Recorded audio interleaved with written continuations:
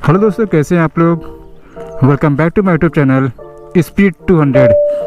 दोस्तों अभी टाइम हो रहा है सुबह के, आपको दिखाता हूँ, बराबर 9 बज रहा है। दोस्तों हमारी क्लच प्लेट बार बार ख़राब की होती है। दोस्तों कई लोगों की शिकायत होती है कि हमारी क्लच प्लेट हर 3 महीने में, 6 महीने में या फिर साल भर में ख़राब होती है। तो इसका क्या रीज़न होता है, वो ऐसी कौन सी गलती करते हैं जिसकी वजह से उनकी जो क्लच प्लेट है वो जल्दी ख़राब होती है। दोस्तों आइए कुछ रीज़न के माध्यम से समझते हैं कि वो ऐसी कौन सी गलती करते हैं। दोस्तों पहली गलती जो लोग अक्सर करते हैं वो है कि वो लोग, मान लीजिए कि वो लोग 50, 60, 70 की स्पीड में है और अचानक से कोई ट्रैफिक आती है या फिर स्पीड ब्रेकर आता है या फिर कोई गड्ढा आता है, तो वो लोग क्या करते हैं, वो लोग अचानक में ब्रेक लगाते हैं। और दोस्तों उस समय उनका जो गियर होता है ना, वो चौथा, पाँचवा, छठा गियर होता है और वो लोग अपनी गाड़ी को कुछ ब्रेकर या फिर स्पीड ब्रेकर आने पर स्लो कर लेते हैं। और जब उनको वापस से गाड़ी को आगे बढ़ाना होता है तो वो लोग क्या करते हैं कि उसी गियर में एक्सीलरेटर देते हैं और अपनी गाड़ी को आगे बढ़ाने को ट्राई करते हैं। दोस्तों देखिए दोस्तों, ऐसा आपको नहीं करना चाहिए। मैं आपको बताता हूँ कि ऐसा करने पर क्या होता है। देखिए, जो आपका किंग शाफ्ट होता है और जो आपका गियर बॉक्स होता है, जब आपकी स्पीड हाई रहती है, ठीक है, तब वो फटाफट काम करता है। और जब आपकी स्पीड स्लो जाती है तो उसकी स्पीड भी स्लो जाती है। आपका जो गियर बॉक्स है उसकी स्पीड भी स्लो जाती है। और गियर बॉक्स से लगा हुआ आपका होता है क्लच। जब आपकी स्पीड हाई रहती है तो आपका क्लच प्लेट का स्पीड भी हाई रहता है। लेकिन जब कोई ट्रैफिक या फिर गड्ढा आने पर आप लोग स्पीड को स्लो करते हैं, ठीक है, और आपका जो गियर होता है चौथा, पाँचवा रहता है और आप लोग अपनी गाड़ी को उसी गियर पर मोमेंटम देने को ट्राई करते हैं, तो उससे क्या होता है कि आपका जो क्लच प्लेट है, आपका जो पिस्टन है, उसकी स्पीड स्लो हो गई है। और ऐसे में अगर आप एक्सीलरेटर देते हैं तो आपका जो क्लच प्लेट है वो आपस में घिसता है, ठीक है, पिस्टन जो है वो भी आपस में रब होता है।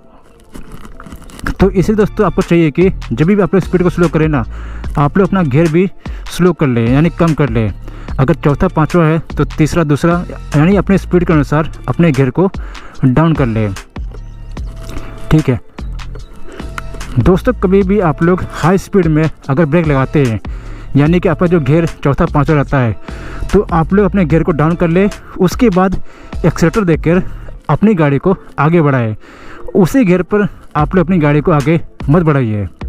दोस्तों दूसरी जो गलती करते हैं लोग अक्सर, दोस्तों आपने अक्सर किसी सिग्नल पर या फिर किसी रोड पर देखा होगा कि वो लोग जब किसी सिग्नल पर रुकते हैं ना, तो अपने क्लच को दबा कर रखते हैं और एक्सीलरेटर को देते रहते हैं। मतलब कुछ इस तरह से आपको दिखाता हूँ। अभी देखिए वो कुछ इस तरह से क्लच को दबाए रहते हैं और एक्सीलरेटर इस तरह से देते रहते हैं। देख रहे हैं यहाँ पे, देखिए दोस्तों ये गलती भी आपको नहीं करनी है। अगर आप क्लच दबा कर एक्सीलरेटर देते हैं तो उससे आपके क्लच प्लेट पर लोड पड़ता है, वो आपस में घिसती है, जलती है, ठीक है। दोस्तों ऐसा वो लोग इसलिए करते हैं क्योंकि उनकी जो गाड़ी है ना, स्लो होते ही बंद हो जाती है। यानी कि अगर उनकी गाड़ी पाँचों, छठे गियर पर है और सिग्नल आता है और अपनी गाड़ी को लोग स्लो करते हैं क्लच दबा के, तो उनकी गाड़ी दूसरे या फिर पहले गियर पर आकर, यानी कि जब उनका आरपीएम कम होता है तो उनकी गाड़ी बंद हो जाती है। दोस्तों ऐसा इसलिए होता है कि उनका जो आरपीएम है वो सही से सेट हुआ नहीं रहता है या फिर लूज हो गया रहता है दोस्तों। या फिर ऐसा भी हो सकता है कि उनका कार्बोरेटर में कुछ सेटिंग चेंज हो गई हो या फिर लूज़ हो गई हो।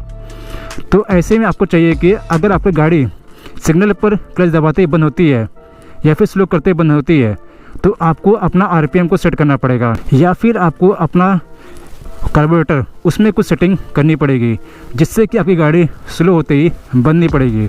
लेकिन दोस्तों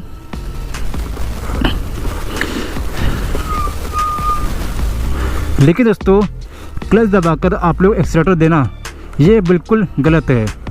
ऐसा आपको नहीं करना चाहिए, ठीक है दोस्तों। उसके अलावा जो तीसरी गलती है वो लोग अक्सर करते हैं जब वो लोग हाई स्पीड में रहते हैं, ठीक है, यानी कि 70, 80, 90 की स्पीड में रहते हैं और जब वो लोग अपनी बाइक को स्लो करते हैं उस समय वो लोग पहले क्लच दबा लेते हैं, उसके बाद वो लोग ब्रेक मारते हैं। दोस्तों ये भी आपको नहीं करना है। अगर आपकी स्पीड हाई है 70, 80, 90, 100 है तो और अगर आपको रुकना है, कोई भी ब्रेकर आता है या फिर ट्रैफिक आती है या फिर आपको खुद भी रुकना है, तो उस समय पहले आपको क्या करना है, पहले आपको ब्रेक प्रेस करना है। उसके बाद जब आपकी गाड़ी स्लो होने लगे तब आपको क्लच प्रेस करना है। दोस्तों हाई स्पीड में हमेशा पहले ब्रेक प्रेस करें, उसके बाद जब गाड़ी स्लो हो जाए फिर क्लच प्रेस करें। दोस्तों अगर आपकी स्पीड 25-30 है और उस समय आपको रुकना है तो उस समय आप लोग पहले क्लच प्रेस करें और फिर ब्रेक प्रेस करें, ठीक है। दोस्तों अगर आप हाई स्पीड में पहले क्लच प्रेस करते हैं तो उस समय क्या होता है कि आपका जो इंजन का रोटेशन है वो स्पीड में रहता है। आपका क्लच प्लेट, आपका गियर बॉक्स, उसका रोटेशन स्पीड में रहता है। और ऐसे में अगर आप तुरंत ही क्लच को प्रेस कर देंगे तो उससे आपके क्लच प्लेट पर बुरा असर पड़ेगा, वो आपस में घिसेगी, ठीक है। तो आपको ऐसा नहीं करना है। देखिए दोस्तों, कोई भी अगर गाड़ी हो या फिर कोई भी व्हीकल हो, कुछ भी ऐसा चीज़ हो जो स्पीड में चल रही हो और अगर उसको अचानक में रोकेंगे ना तो उससे क्या होता है कि उसको ज़्यादा फोर्स या फिर घर्षण लगाना पड़ता है रुकने के लिए। ठीक इसी तरह यहाँ पर भी है। आपका जो क्लच प्लेट है, आपका जो गियर बॉक्स है वो स्पीड में है। अब आप इसको तुरंत इसको रोकेंगे तो उससे उसकी स्पीड पर और उसके बॉडी पर असर तो पड़ेगा ही। तो इसीलिए आपको चाहिए कि आप लोग जब भी स्पीड में हो और गाड़ी को रोकना हो तो पहले ब्रेक दबाइए फिर क्लच दबाइए, ठीक है। जब आपकी गाड़ी 25-30 की स्पीड में आ जाए तब, ठीक है। दोस्तों उसके अलावा लोग गलती ये करते हैं कि वो लोग जब गाड़ी चलाते हैं ना तो वो लोग क्लच पर अपना हाथ रख के चलाते हैं और उससे उनका जो क्लच है वो दबा हो रहता है। दोस्तों इस गलती की वजह से भी आपका क्लच प्लेट जल सकता है या फिर ख़राब हो सकता है। दोस्तों कभी भी आप लोग गाड़ी चलाएं ना तो अपना हाथ क्लच पे मत रखिए, और अगर आप क्लच पे हाथ रख भी रहे हैं ना तो सिर्फ हाथ रखिए, उसको प्रेस मत कीजिए। अगर आप प्रेस करते हुए गाड़ी चलाएंगे तो उससे क्या होता है कि आपका जो आधा क्लच लगा हुआ रहता है, आधा क्लच फ्री रहता है। ऐसे में अगर आपकी गाड़ी चलती है ना तो आपका जो क्लच है उसमें मल्टी क्लच होते हैं, यानी बहुत सारे इसमें प्लेट्स लगी होती है, वो आपस में घिसती रहती है। दोस्तों आपको मालूम चलता नहीं है लेकिन धीरे धीरे वो घिस कर वो ख़त्म हो जाती है। और एक बार जब क्लच प्लेट घिसती है या फिर घिस जाती है तो आपको गाड़ी चालू करने में दिक्कत होती है या फिर गाड़ी को आगे बढ़ाने में दिक्कत होती है, ब्रेक मारने में दिक्कत होती है। तो इसलिए चाहिए कि आप लोग जब कभी भी गाड़ी चलाएं ना तो अपना हाथ क्लच पे मत रखिए, और रख भी रहे हैं तो सिर्फ हाथ रखिए। जब इसकी रिक्वायरमेंट हो क्लच दबाने की उसी समय आप लोग क्लच को प्रेस करें। ऐसा अननेसेसरी आप लोग क्लच को मत दबाइए। दोस्तों उसके अलावा लोगों को ये पता होता नहीं है कि उनकी गाड़ी का गियर रेशो क्या है। दोस्तों हर गाड़ी का गियर रेशो अलग अलग होता है, क्योंकि हर गाड़ी का जो सीसी होता है वो सेम होता नहीं है। कोई 100 सीसी वाली गाड़ी होती है, कोई 150 होती है, कोई 200 होती है, कोई 500 होती है, यानी कि अलग अलग सीसी का गियर रेशो अलग अलग स्पीड पे अलग अलग होता है।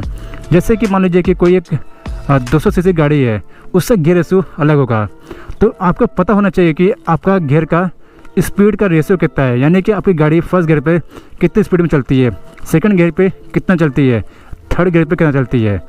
दोस्तों कुछ लोग को ये पता होता नहीं है, तो वो लोग क्या करते हैं कि फर्स्ट गियर की जो लिमिट होती है उससे ज़्यादा गाड़ी को खींच लेते हैं।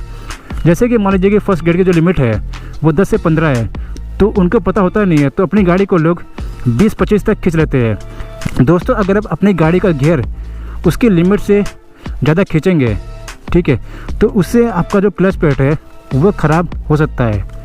तो ये गलती भी आपको नहीं करनी है।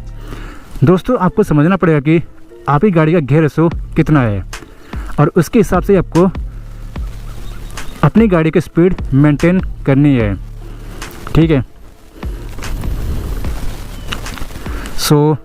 दोस्तों ये थे कुछ गलतियाँ जो लोग करते हैं जिससे कि उनका क्लच प्लेट जल्दी घिस जाता है, जल्दी बर्न हो जाता है। दोस्तों अगर आप ये गलतियाँ करते हैं तो इस गलतियों को अभी छोड़ दीजिए, क्योंकि इससे आपका ही नुकसान होगा, आपकी गाड़ी का नुकसान होगा, ठीक है। और दोस्तों अगर आपको कोई भी डाउट हो तो प्लीज़ मुझे कमेंट कीजिए, और अगर आपको मेरा वीडियो अच्छा लगा तो वीडियो को लाइक कीजिए, शेयर कीजिए और चैनल को सब्सक्राइब कर दीजिए। धन्यवाद दोस्तों। Ride safe.